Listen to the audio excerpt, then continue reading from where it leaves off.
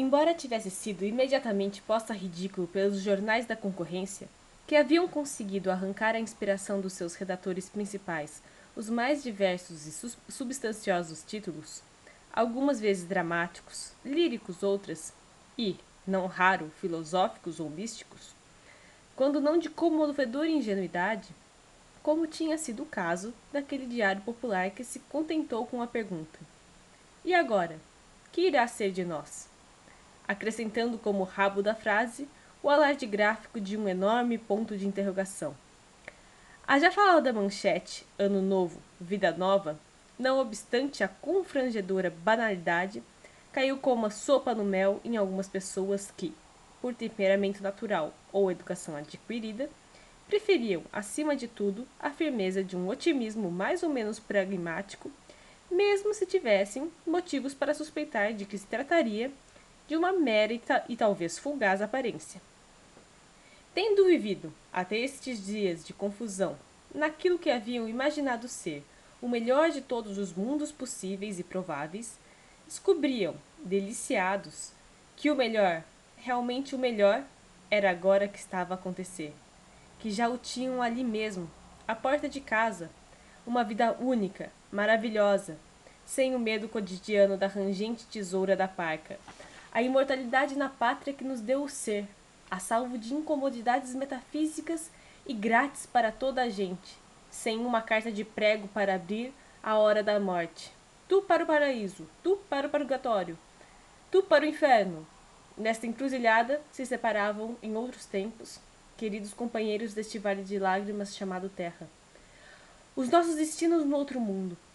Posto isso, não tiveram os periódicos reticentes ou problemáticos outra solução, e com eles as televisões e as rádios afins, que unir-se à maré alta de alegria coletiva que alastrava de norte a sul e de leste a oeste, refrescando as mentes temerosas e arrastando para longe da vista a longa sombra de Thanatos. Com o passar dos dias, e vendo que realmente ninguém morria, os pessimistas e os céticos, aos poucos e poucos no princípio, depois em massa, foram se juntando ao mare magnum de cidadãos que aproveitavam todas as ocasiões para sair à rua e proclamar, e gritar, que, agora sim, a vida é bela.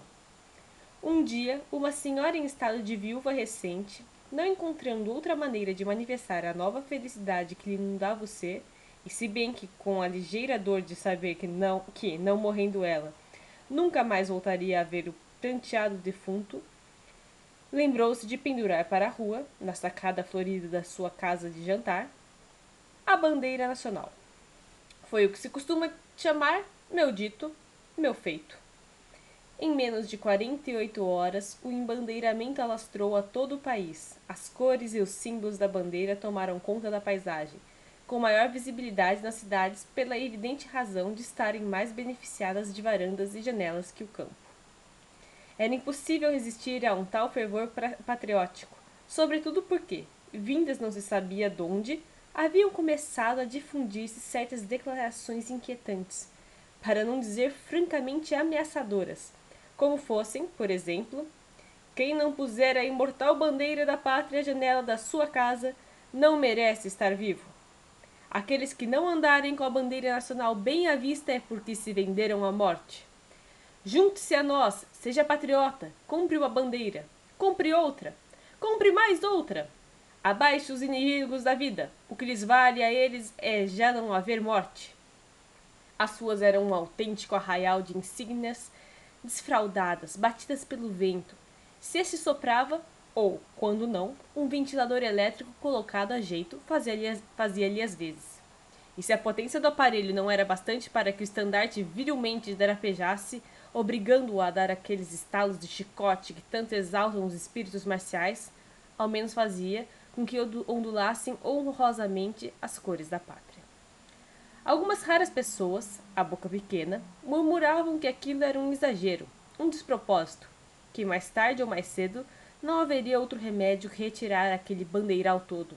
E, quanto mais cedo o fizermos, melhor, porque da mesma maneira que demasiado açúcar no pudim dá cabo do paladar e prejudica o processo digestivo, também o normal e mais do que justo respeito pelos emblemas patrióticos acabará por converter-se em chacota se permitirmos que descambem autênticos atentados contra o pudor, como os exibicionistas de gabardina de execrada memória.